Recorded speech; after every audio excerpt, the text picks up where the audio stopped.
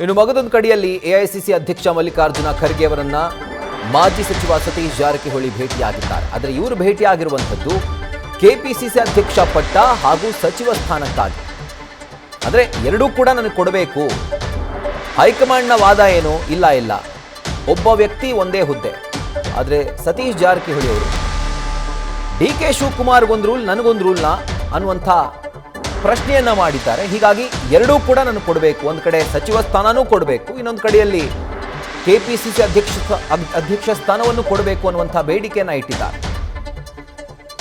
So ದೆಹಲಿಯಲ್ಲಿ ಖರ್ಗೆ ಅವರನ್ನ ಭೇಟಿಯಾಗಿ ಈ ಬೇಡಿಕೆಯನ್ನ ಮಾಜಿ ಸಚಿವ ಸತೀಶ್ ಜಾರಕಿಹೊಳಿ ಇಟ್ಟಿದ್ದಾರೆ. ಇನ್ನು ಎಲ್ಲವನ್ನು ಕೂಡ ಚರ್ಚೆ ಮಾಡಿ ಫೈನಲ್ ಮಾಡ್ತೀವಿ ಅಂತ ಎಐಸಿಸಿ ಅಧ್ಯಕ್ಷರು ಹೇಳಿದ್ದಾರೆ. ಸೊ ಹೀಗಾಗಿ ದೆಹಲಿಯನ್ನ ತೊರೆಯೋದಕ್ಕೆ ಅವರು ನಿರಾಕರಿಸಿದ್ದಾರೆ. ದೆಹಲಿಯಲ್ಲೇ ಇರೋಕೆ ಅವರು ನಿರ್ಧಾರ ಮಾಡಿದ್ದಾರೆ. ಸೊ ಎಐಸಿಸಿ ಅಧ್ಯಕ್ಷ ಮಲ್ಲಿಕಾರ್ಜುನ ಖರ್ಗೆ ಅವರನ್ನು ಮಾಜಿ ಸಚಿವ ಸತೀಶ್ ಜಾರಕಿಹೊಳಿ ಭೇಟಿಯಾಗಿ ಒಂದು ಕಡೆ ಕೆಪಿಸಿಸಿ ಪಟ್ಟ, ಅದರ ಜೊತೆಗೆ ಸಚಿವ ಸ್ಥಾನ ಎರಡನ್ನೂ ಕೂಡ ಕೊಡಬೇಕು ಅನ್ನುವಂಥ ಬೇಡಿಕೆಯನ್ನು ಇಟ್ಟಿದ್ದಾರೆ. ಯಾಕಂದರೆ ಹೈಕಮಾಂಡ್ ಹೇಳಿದ್ದದ್ದೇನು, ಒಬ್ಬ ವ್ಯಕ್ತಿಗೆ ಒಂದೇ ಹುದ್ದೆ ಅಂತ. ಆದರೆ ಇಲ್ಲಿ ಅವರು DK ಶಿವಕುಮಾರ್ ಅವರ ಎಕ್ಸಾಂಪಲನ್ನು ಕೋಟ್ ಮಾಡ್ತಾರೆ. ಹಾಗಿದ್ರೆ DK ಶಿವಕುಮಾರ್ ಅವರಿಗೆ DCM ಸ್ಥಾನವನ್ನೂ ಕೊಟ್ಟಿದ್ರಿ, ಸಚಿವ ಸ್ಥಾನವನ್ನೂ ಕೊಟ್ಟಿದ್ರಿ, ಖಾತೆಗಳನ್ನು ಇಟ್ಕೊಂಡಿದ್ರು, ಪ್ರಮುಖವಾದಂಥ ಖಾತೆಗಳನ್ನು ಹೊಂದಿದ್ರು, ಜೊತೆಗೆ ಕೆಪಿಸಿಸಿ ಅಧ್ಯಕ್ಷ ಪಟ್ಟ ಕೂಡ ಅವರಿಗೆ ಇತ್ತು. ಇದ್ಯಾವ ನ್ಯಾಯ ಅನ್ನುವಂಥ ಒಂದು ಪ್ರಶ್ನೆಯನ್ನು ಮಾಡಿದ್ದಾರೆ. ಹೀಗಾಗಿ ಶತಾಯಗತಾಯ ಎರಡನ್ನೂ ಪಡ್ಕೊಂಡೇ ಬೆಂಗಳೂರಿಗೆ ಬರಬೇಕು ಅಂತ ಹೇಳಿ ಇನ್ನೂ ಕೂಡ ಅವರು ನವದೆಹಲಿಯಲ್ಲೇ ಬೀಡು ಬಿಟ್ಟಿದ್ದಾರೆ. ಇನ್ನು ಅವರ ಒಂದು ಕಸರತ್ತು ಕೂಡ ಮುಂದುವರೆದಿದೆ. ಸೊ ಬಹುತೇಕ ನಾಳೆಯ ಒಳಗಾಗಿ, ಅಂದರೆ ನಾಳೆ ಸಂಜೆ ಅಥವಾ ರಾತ್ರಿಯ ಒಳಗಾಗಿ ಮೊದಲ ಪಟ್ಟಿಯಂತೂ ಫೈನಲೈಸ್ ಆಗುತ್ತೆ.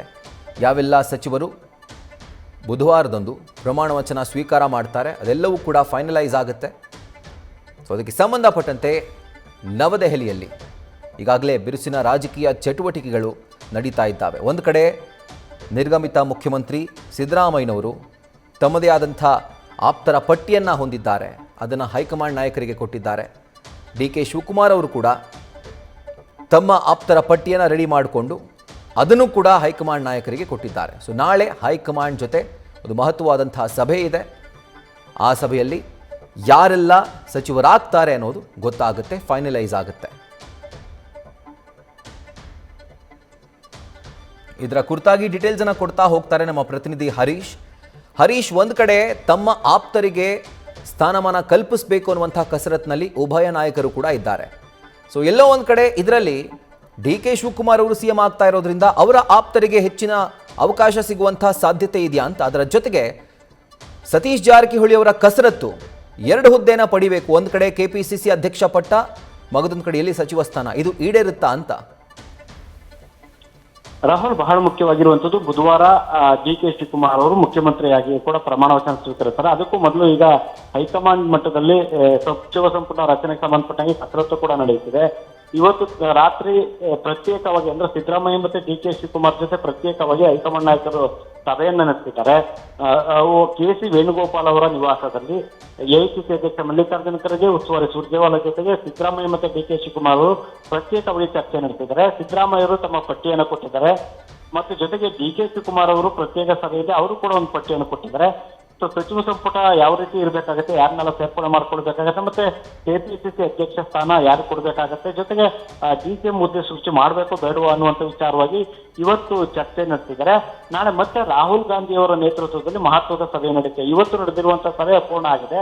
ನಾಳೆ ರಾಹುಲ್ ಗಾಂಧಿ ಅವರ ನೇತೃತ್ವದಲ್ಲಿ ನಡೆಯುವಂತಹ ಸಭೆ ಬಹಳ ಪ್ರಾಮುಖ್ಯತೆಯನ್ನು ಕೂಡ ಪಡ್ಕೊಂಡಿದೆ. ಅಲ್ಲಿ ಸಚಿವ ಸಂಪುಟಕ್ಕೆ ಯಾರನ್ನೆಲ್ಲ ಸೇರಿಸ್ಕೊಳ್ಬೇಕಾಗತ್ತೆ, ಯಾರನ್ನೆಲ್ಲ ಕೈ ಬಿಡಬೇಕಾಗತ್ತೆ ಅನ್ನುವಂಥ ವಿಚಾರವಾಗಿ ಮಹತ್ವದ ತೀರ್ಮಾನ ಆಗುತ್ತೆ. ಜೊತೆಗೆ ಕೆಪಿಸಿಸಿ ಅಧ್ಯಕ್ಷ ಸ್ಥಾನ ಆಗಿರ್ಬೋದು, ರಾಜ್ಯಸಭಾ ಚುನಾವಣೆ ಆಗಿರ್ಬೋದು, DCM ಹುದ್ದೆ ಸೃಷ್ಟಿ, ಇವೆಲ್ಲ ವಿಚಾರಗಳಿಗೂ ಕೂಡ ನಾಳೆ ಒಂದು ಸ್ಪಷ್ಟ ಚಿತ್ರಣ ಸಿಗುವಂತ ಸಾಧ್ಯತೆ ಇದೆ. ಇದ್ರ ಜೊತೆಗೆ ಇವತ್ತು ಎಐಸಿಸಿ ಅಧ್ಯಕ್ಷ ಮಲ್ಲಿಕಾರ್ಜುನ ಖರ್ಗೆ ಅವರನ್ನ ಸತೀಶ್ ಜಾರಕಿಹೊಳಿ ಅವರು ಭೇಟಿ ಮಾಡಿ ಮಹತ್ವದ ಮಾತುಕತೆಯನ್ನು ನಡೆಸಿದ್ದಾರೆ. ಬಹುತೇಕ ಕೂಡ ಕೆಪಿಸಿಸಿ ಅಧ್ಯಕ್ಷ ಸ್ಥಾನಕ್ಕೆ ತಾನು ಸಿದ್ಧ ಅನ್ನುವಂತ ಸಂದೇಶವನ್ನ ಹೈಕಮಾಂಡ್ ನಾಯಕರಿಗೆ ಕೊಟ್ಟಿದ್ದಾರೆ ಅಂತ ಹೇಳಲಾಗ್ತಿದೆ. ಸಚಿವ ಸ್ಥಾನ ಇಲ್ಲದೇ ಇದ್ದರೂ ಕೂಡ ನಾನು ಕೆಪಿಸಿಸಿ ಅಧ್ಯಕ್ಷ ಸ್ಥಾನವನ್ನ ನಿಭಾಯಿಸ್ತೇನೆ ಅನ್ನುವಂತಹ ಮಾತನ್ನ ಎಐಸಿಸಿ ಅಧ್ಯಕ್ಷರ ಮುಂದೆ ಹೇಳಿದ್ದಾರೆ ಅಂತ ಹೇಳಲಾಗ್ತಿದೆ. ಹಾಗಾಗಿ ಸತೀಶ್ ಜಾರಕಿಹೊಳಿ ಅವರಿಗೆ ಕೆಪಿಸಿಸಿ ಅಧ್ಯಕ್ಷ ಸ್ಥಾನ ಒಡೆಯುತ್ತಾ ಅನ್ನುವಂಥ ಚರ್ಚೆಗಳು ಈಗ ಶುರುವಾಗಿದೆ. ರೈಟ್ ಹರೀಶ್, ಥ್ಯಾಂಕ್ ಯು ಡೀಟೇಲ್ಸ್ಗೆ. ನ್ಯೂಸ್ ಫಸ್ಟ್ ನಿರ್ಭೀತಿಯಿಂದ ನಿಮ್ಮ ಪರವಾಗಿ.